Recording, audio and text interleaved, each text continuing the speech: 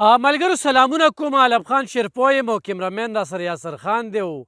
ولاړ یم د ماجوکي او د کوز میا کلي په منځ کې. تاسو به خبرېږئ چې کراچۍ کې وي توپان را روان دی، بارانونه بیا زیات شوي دي. نو موږ سره غم شو ها، بابو جان سره غم شو، حکومت سره غم شوی نه دی، نه ضلعي انتظامي سره غم دی. خو زه تاسو سره چې خبرې کوم نو د یتیمې او یسیرې 400 نه درته مخاطب یم چې نه د چا MNA هم نشته او د چا MPA هم نشته او د قوم سوچ هم نشته. دا به مو وایو چې سوچ هم نشته. موږ وی چې یاره راتلونکي څوک وګټي الیکشن، نو په هغه باندې به ړومبې دا پوښتې کوو. ړومبې بدقسمتی نه داسې سړي له ووټ لاړه چې هغه الیکشن هم ورپسې لاړه، ختم شو او لاړو. اوس ګرانو کتونکو خدا نخواسته باران رالو، دا ورته ښایي لږ باران سیلاب راغی، نو دا موږ په جندي کې ګرځو. ښه دا شګې مګې نه دي، دی وړلي نه دي او یمار خوړلي د پړي نه یریږي. په 2010 سیلاب کې ماجوکي کوز میا کلي دا مکمل وړی و. دا تیر سیلاب چې راغلی و نه هغه اوبه په دې ورخ باندې لاړې، په دې ورخ باندې او دې خوا ګورئ په دې کورونو باندې داسې ډایرکټ هما سره چې بابو جان دی د نوم پورې دوی کورونو کې اوبه وې. نن چې کوم سړي سره احساس دی نه هغه سره طاقت نشته، چې چا سره طاقت دی هغه پروا نه کوي. دا وګورئ ګرانو کتونکو دا نالی چې کومه دی دا هغه ځای نه اوبه بیا په دې نالی کې داسې یو چوه چې کومه ده هغه روانه وي. ښه بله خبره د زه د دې 400 د دې ضلعي انتظامي خبره درته کوم. کله چې د دې نه دا خاورې رووتلې نو دې ضلعي انتظامي په ملي بګت سره ټرالو والا راغلل او د خپل کورونو ډکونه یې پرې وکړل او د ماجوکي او د کوز میا کلي خلکو ورته په باغو کتل چې لکه ته راځې او د دې ځای نه خاوره وړې. دا د دې ځای نه خاوره وړل شوې دی، ته دې ځای نه خاوره وړې نو دې نقصان به موږ ته چېرته وي؟ موږ ته به یې نه وي.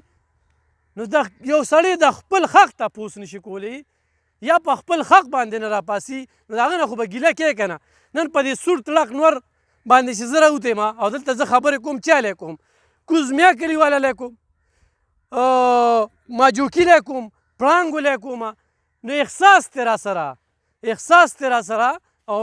ورسره بابو جان سره د احساس دی چې هله راشه او یار دا مسله ده سیلاب بیا راځي بیا به موږ څه کوو. او دلته کې مسله څه ده؟ دلته کې چې کله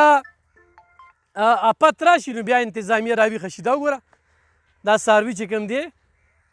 دا هم دی خلکه دی اوبو ته رولي، دا بېله یو مسله ده. دا اوبه یې داسې ګنده کړي دي چې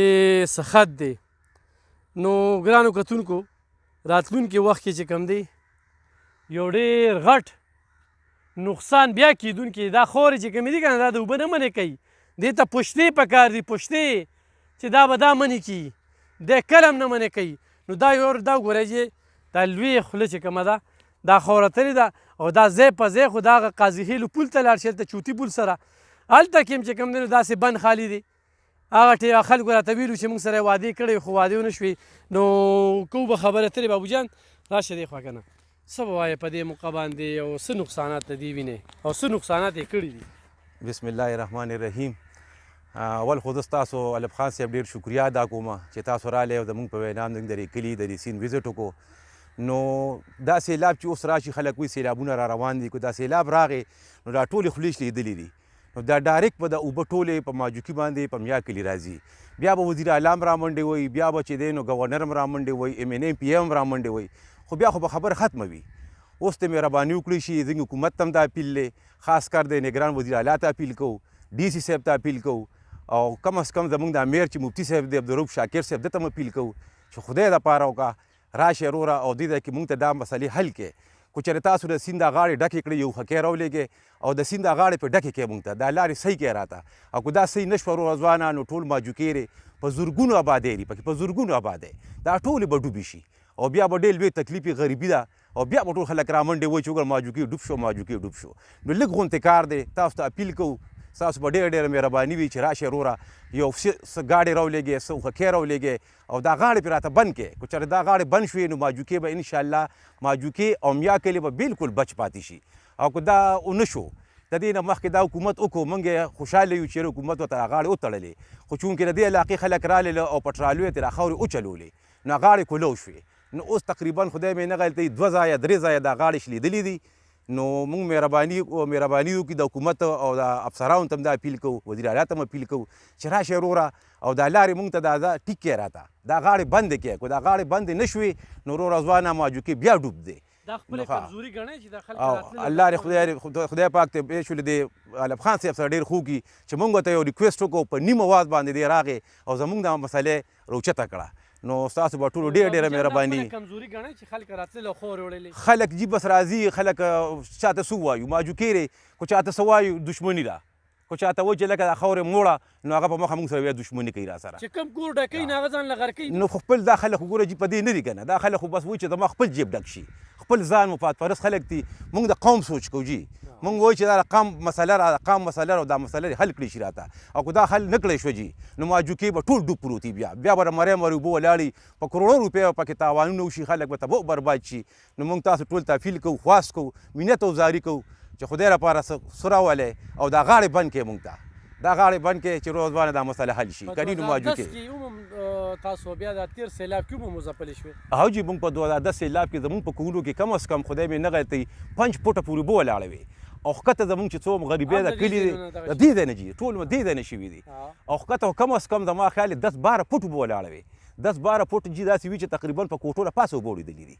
په کوټو د پاسه اوبه اوړي نو دا څومره غټ سیلاب وي څومره لوی نقصان زموږ کلي وکړو څومره تاوان زموږ د خلکو وشو غریبانان دي دلته خو ټول غریبي مزدورکار خلک دي ټوله مزدوري کوي چا سره خرګاډی چا سره لیړه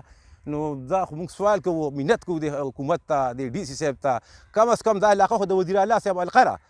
دا خو دلته خو وزیر اعلی صاحب خپلې ځمکې دي دا د هغه جایدادونه دلته پراته دي د دې ویلیج کونسل او د یو سی اوسېدونکي دی هغه نو کم از کم هغه ته موږ خواست کوو چې مهرباني وکړه وزیر اعلی صاحب راشه او زموږ دا مسله حل کړه. دې وخت کې پې لږه پیسه لګي لږ تاوان کېږي نو مهرباني وکړه دا موږ ته مسله حل کړه. اوس حل نه شوه نو په کروړو بیا دا نه حل کېږي خانه دنیا به تباہ برباد شي ټول ماجوکې به ډوب په ډوب پروت وي بیا نه ډېره زیاته مننه ګرانو کتونکو. بابو جان د اخرنۍ خبره چې وزیر اعلی صاحب په دې د نه د ثوابۍ خلک خفه کېږي نه د نرملکن ډیویژن نه د پېښور نه د بل ځای دا اجتماعي مسله ده خو چونکې ستا د کلي مسله ده نو خو د دې خلکو دا زړه دې وګټه نو پورې دې کې پوښتۍ وشي دا په خور مور نه کېږي او نه په دې شګو کېږي چې په دې باندې به رامنې شي. نو دې دپاره غم وکړې وزیر اعلی صاحب ته چې څوک هم دا آواز رسولی شي نو هغوی دې ورته د آواز ورسوي بلکې د تحصیل ناظم چې کوم دی هغه خو دې ورته پورې د آواز ورسوي بیا څه نه چې بیا وایي چې خبر نه وو او عام خلک یې ورته ورسوي زه خبروم چې سبا ماجوکې او یا دغه ځای هم د دې ځای نه به د اوبه ځي او دا به وړلې کېږي نو د دې ذمهوار به چې کوم دی همدا ضلعي انتظامیه وي او همدا خلک پې بل هېڅوک پې نه وي همدا خلک به وي. دا موږ چې په کومه لار باندې دا تاسو بوځو او وګورئ حیران به شئ چې دا دیسه ټولې شګې